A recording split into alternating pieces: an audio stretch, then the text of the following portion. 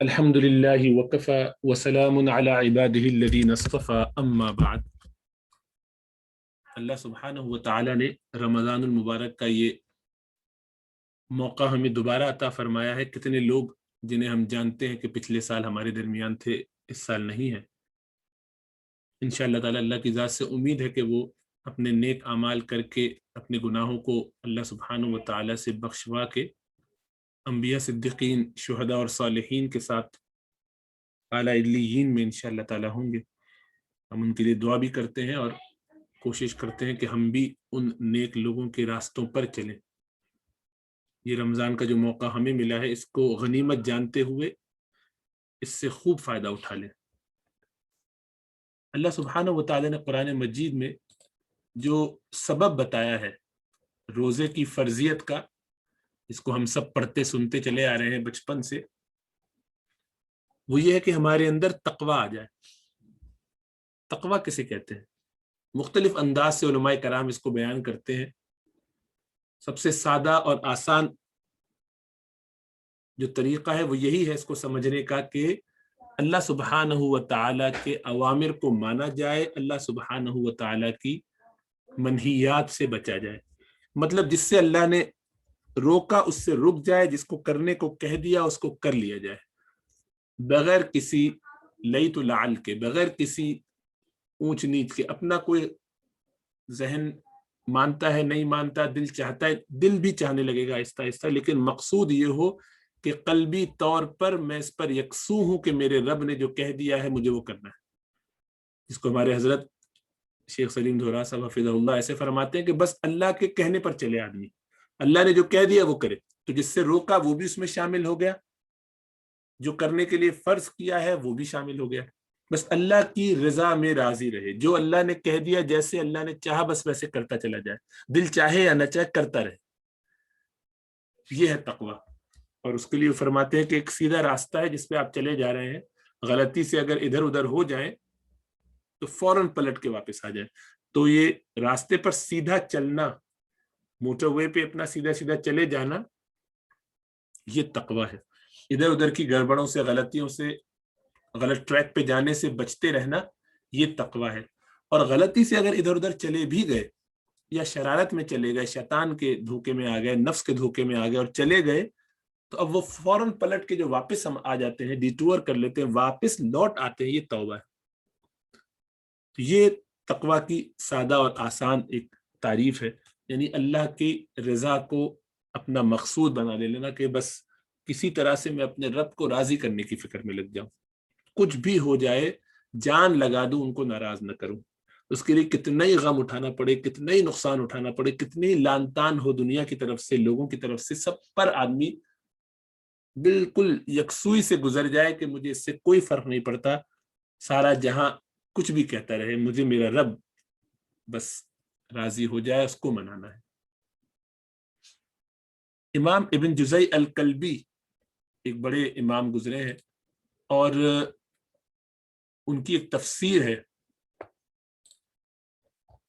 جس میں انہوں نے مختصراً قرآن کی تفسیر بیان کی ہے، کتاب التسہیل لعلوم التنزیل، اور اس میں انہوں نے بہت سادے اور اچھے انداز سے تقویٰ کو بیان کیا ہے۔ تقویٰ کے اس میں انہوں نے 5 درجات بیان کیے ہیں، تو انشاءاللہ اس کو ہم مختصراً دیکھ لیتے ہیں۔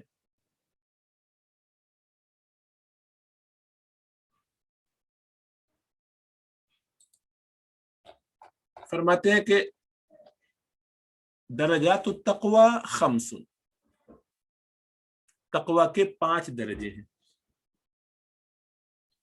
ان یتقی العبد الکفر، پہلا تقوی کا درجہ یہ ہے، تقوی کا گویا پہلا مقام یہ ہے، جس کو وہ مقامات سے تشبیہ دیتے ہیں یا تعبیر فرماتے ہیں، کہ بندہ کفر سے بچ جائے۔ اصل میں یہاں اشارہ اس طرف ہے، یہ تقوی چونکہ وقایہ سے بنا ہے، وقایہ کا مطلب بیریئر، شیلڈ، ایک آڑ بنا لینا کسی نقصان دہ چیز کے خلاف۔ تو ہم اللہ سبحانہ و تعالیٰ کا قرب حاصل کرنا چاہتے ہیں، ان کی ناراضی سے بچنا چاہتے ہیں، تو جتنا ہم ان چیزوں سے اپنے ارد گرد بیریئر بنا لیں گے کہ جو اللہ کو ناراض کرنے والی ہیں، ہم اتنا زیادہ اللہ کے قریب ہوتے چلے جائیں گے۔ تو یہ وقایہ، شیلڈ، آڑ، حجاب، خرابی، نقصان، تکلیف اور پریشانی سے اپنے آپ کو بچانے کے لیے جو دیوار کھڑی کی جاتی ہے، تو پہلا مقام ہے وقایہ کا کہ ہم اسلام اور کفر کے درمیان ایک حد فاصل طے کر لیں، یعنی ہم کلمہ قبول کر کے ایمان لا کے اللہ سبحانہ و تعالیٰ کو اپنا خالق اور مالک، اپنا معبود مان کے، رسول اللہ صلی اللہ علیہ وسلم کو ان کا آخری نبی مان کے، کفر کے درمیان اور اپنے درمیان ایک باڑ کھڑی کر دیں۔ یہ پہلا مقام ہے، اس کو مقام الاسلام فرماتے ہیں، یعنی اسلام لے آئے، ایمان قبول کر لیا، اللہ کو مان لیا، ایمان لا لینے کے بعد، قبول کر لینے کے بعد اب دل سے جھک گئے، اعمال کے لیے اللہ کو مان لیا کہ میں اللہ ہی کے احکامات پہ چلوں گا، اللہ ہی کے بتائے ہوئے راستے پر چلوں گا، نبی اکرم صلی اللہ علیہ وسلم کے طریقے پر چلوں گا۔ یہ اسلام ہے، یہ کمپلیٹ سبمیشن، سرنڈر جسے کہتے ہیں، کامل سپردگی رب۔ یہ مقام اسلام الحمدللہ ہم سب کو عقلی طور پر حاصل ہے، ہم سب ایمان لا کے اللہ ہی کو اپنا بڑا، اپنا مالک، اپنا خالق مان چکے ہیں، اللہ کے سوا کسی کو نہیں مانتے معبود۔ رسول اللہ صلی اللہ علیہ وسلم کو اپنا آخری نبی مانتے، ان کے علاوہ کسی کو نبی نہیں مانتے۔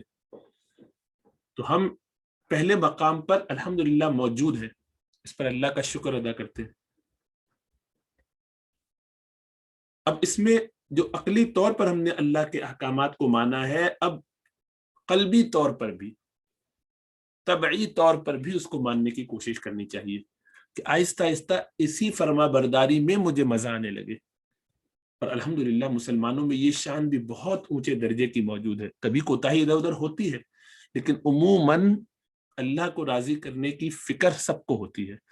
کبھی وہ اپنی کم علمی میں، جہالت میں غلطیاں کریں، گڑبڑیں کریں، کبھی نفس کے تقاضوں سے گڑبڑ کریں، لیکن ان کو بٹھا کے جھنجھوڑ کے سمجھایا جائے تو حقیقت یہ ہے کہ وہ اللہ سے محبت بھی کرتے ہیں، رسول اللہ صلی اللہ علیہ وسلم پر جان نچھاور کرنے کے لیے بھی تیار ہیں۔ اب یہ کہ اس میں علم کا اضافہ ہوتا جائے تو تقویٰ کے دیگر جو مراتب ہیں ان کو بھی حاصل کیا جائے۔ پہلا درجہ تو الحمدللہ تقریباً تمام مسلمانوں کو حاصل ہے کہ وہ اللہ کو اپنا خالق و مالک جان کر ان کے راستے پر چلنا چاہتے ہیں عقلی طور پر۔ اب وہ طبعی طور پر بھی انشاءاللہ آہستہ آہستہ علم جتنا آتا جائے گا، تقویٰ جتنا بڑھتا جائے گا، عمل بہتر ہوتا جائے گا اخلاص کے ساتھ، تو یہ مقامات طے ہوتے جائیں گے۔ دوسرا مقام یہ ہے ان یتقی المعاصی والحرمات، کہ اب گناہوں سے، حرام چیزوں سے بچنا، یہ دوسرا مقام ہے، وہ ہوا مقام التوبہ، یہ توبہ کا مقام ہے، یہ دوسرا درجہ ہے۔ پہلا درجہ تو اسلام کا تھا کہ کمپلیٹ سبمیشن کر دیا، اب توبہ کا کہ غلطی ہو جائے تو پلٹ کے آ جاتا ہے، حرام سے بچتا ہے، کوشش ہی نہیں کرتا اس طرف جانے کی، کسی صورت کوئی کام ایسا نہیں کرتا، اس کا رجوع اللہ ہی کی طرف ہے، سب طرف سے کھنچاؤ ہو رہا ہے، ادھر سے اٹریکشن آ رہی ہے، ادھر سے دل چاہ رہا ہے یہ بھی کر لوں، کرتا نہیں، اس لیے نہیں کرتا کہ میرے رب کا یہ حکم نہیں، میرے نبی کا یہ طریقہ نہیں، تو اللہ کو ناراض نہیں کر سکتا میں۔ تو یہ مقام توبہ ہے، یعنی حرام سے بچنا، کبائر سے بچنا، مکروہات تحریمیہ سے بچنا، ہر وہ چیز سے بچنا جس سے اللہ نے منع فرمایا ہے۔ تو جب اس سے بچ جائیں گے تو ہم توبہ کے اسٹیشن پہ ہیں، توبہ کے مقام پر آ گئے۔ الحمدللہ اکثر مسلمانوں کو یہ بھی حاصل ہے، اس کو برقرار رکھنے کی ضرورت ہے، اس پر محنت کرنے کی ضرورت ہے۔ اب رمضان کا جو مہینہ ہے اس میں چونکہ ہمیں اور ترقی کرنی چاہیے، تو تیسرا مقام ان یتقی یا الشبہات وہو مقام الورع، کہ یہ تیسرا جو مقام ہے وہ بچے، ان یتقی الشبہات، شبہات سے بچے،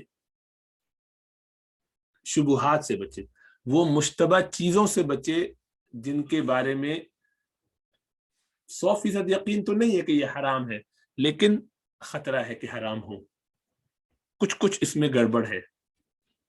بعض کہتے ہیں شاید جائز ہو، تھوڑا سا دل بھی کہتا ہے کہ کر لینے میں کیا مذائقہ ہے، لیکن خطرہ ہے، بھلے تھوڑا ہی ہو لیکن ہے. 50-50 ہے یا اور زیادہ خطرہ ہے یا کم خطرہ ہے، بہرحال خطرہ ہے، جائز نہیں ہے. قطعی طور پر جائز سب نے نہیں قرار دیا ہے، اختلافی مسئلہ ہے. آج کل یہ کہا جا رہا ہے کہ شاید یہ درست ہو، کچھ لوگ کہتے ہیں نہیں یہ درست نہیں ہے. تو یہ ہے شبہات، مشتبہ چیزیں، اس سے بھی بچنے کا پورا اہتمام ہو کہ گنجائش تو ہے. بہت سے لوگ سوال کرتے ہیں بٹ کوائن فلاں کہہ رہے ہیں جائز ہے، فلاں کہہ رہے ہیں کہ وہ چیز جائز ہو ان کے نزدیک اور آپ کو اطمینان بھی ہو، تب بھی سیف کیا ہے، بہتر کیا ہے؟ شبہات سے بچنا. اسی لیے وہ جو 4 حدیثیں جس میں جو پورے دین کا خلاصہ ہے، امام ابو داؤد رحمۃ اللہ علیہ کا اور رسول سیدنا امام ابو حنیفہ رحمۃ اللہ علیہ کا 5 حدیثوں کا خلاصہ، دونوں میں یہ حدیث موجود ہے کہ ہمیں شبہات سے بچنا. حرام اور حلال واضح ہیں، بیچ کی چیزیں جو امور مشتبہات ہیں ان سے بچنے کی جو کوشش کرے گا وہ اس حقیقت میں اپنے آپ کو بچا لے گا نقصانات سے، پریشانیوں سے، مشکلات سے. تو یہ حاصل کرنے کی کوشش کرنی ہے کہ فکر یہ ہو کہ جو چیزیں مشتبہ ہیں، جن میں اختلاف رائے ہے، علماء کی طرف سے، مفتیان کرام کی طرف سے بعض گنجائش دیتے ہیں بعض نہیں دیتے، تب بھی اس میں احتیاط کرتے ہوئے اس سے بچا جائے. یہ ہے ورع، مقام الورع، یہ ورع کا مقام ہے کہ آدمی بہت اسکریپولس ہے، بہت ہی زیادہ محتاط ہے اپنی ذات کی حد تک. یہ ذہن میں رہے کہ یہ اپنی ذات کی حد تک ہے، دوسروں پر نہیں. اس کو دوسروں کے لیے لاگو نہیں کرنا چاہیے. اپنے طلبہ کے لیے الگ بات ہے، اپنے مریدین کی الگ بات ہے، اپنے اولاد کے لیے الگ بات ہے کہ ان کو تربیت کرنے کے لیے، سکھانے بتانے کے لیے ایسا کیا جائے، لیکن عام طور پر اس کی صرف ترغیب دی جا سکتی ہے، جبرن سختی کر کے زبردستی لوگوں کو نہیں کہا جانا چاہیے، اس سے نقصان ہو جاتا ہے. یہ حکمت کے طریقے ہیں، آہستہ آہستہ دلوں میں جب آتا ہے تو لوگ کرتے ہیں. لیکن جن لوگوں کو فکر آخرت ہے، جو سمجھ رہے ہیں اپنی زندگیوں میں ماشاءاللہ نمازیں پابندی سے ہو رہی ہیں، حرام سے وہ بچ رہے ہیں، حقوق العباد کی فکر وہ کرنے لگے ہیں، تو اللہ نے توفیق دی ہے تو حالات بہتر ہو رہے ہیں. ایمان کے بھی تقاضے ہیں جو بڑھ رہے ہیں، تو وہ بھی کوشش کر کے آگے بڑھنے کی کوشش کرتے ہیں، تو انہیں بہت اہتمام کرنا چاہیے. اور اب ورا کا مقام، یعنی اکثر لوگ جو رمضان میں سے الحمدللہ عبادات میں مشغول ہیں، معاملات میں مشغول ہیں، انہیں چاہیے کبھی ورع کی طرف جائیں. مقام الورع ان کا ٹارگٹ ہونا چاہیے. یہ نہ دیکھیں کہ کوئی چیز جائز ہے کہ ناجائز ہے، یہ دیکھیں کہ اس میں کیا. کچھ لوگوں کی رائے یہ ہے کہ یہ ناجائز ہے، تو احتیاط کس میں ہے، نہ کرنے میں یا کرنے میں. دل بھلے چاہتا ہو تھوڑی قربانی دے کر ورع کے راستے پر چلا جائے. پھر یہ ہے کہ آہستہ آہستہ اس کی عادت ہوگی تو انشاءاللہ فائدہ ہوگا. یہ دیکھا جائے کہ کیا کرنے سے میں اللہ کے قریب زیادہ ہو جاؤں گا. یہ بھی جائز ہے، یہ بھی جائز ہے، یہ کرتا ہوں تو کوئی زیادہ ثواب واب کی کوئی بات ہی نہیں، جائز ہے زیادہ سے زیادہ، لیکن یہ کرتا ہوں تو کچھ اللہ کا قرب حاصل ہو جائے گا، تو یہ کیوں نہ کروں. تو اس طرف کوشش کریں. اگلا وَأَن يَتَّقِيَ الْمُبَاحَاتِ وَهُوَ مَقَامُ الزُّهْدِ، یہ زہد کا مقام ہے. اور وہ کیا کہ وہ مباحات سے بھی بچے. مباحات کا مطلب مباح چیزیں، جائز چیزیں، وہ چیزیں جو بالکل جائز ہیں، لیکن جائز چیزوں کے کرنے سے دنیا میں کچھ مشغولی ہو جاتی ہے، دنیا میں لگ جانے کی وجہ سے کچھ نہ کچھ وقت اس کا جو ذکر اذکار میں، تسبیحات میں، اللہ سے تعلق میں بن سکتا تھا وہ بھی نہیں ہوتا. یہ بڑوں کا معاملہ ہے، یہ اہل اللہ کا طریقہ ہے، یہ صحابہ کرام کا، ائمہ مجتہدین کا معاملہ ہے.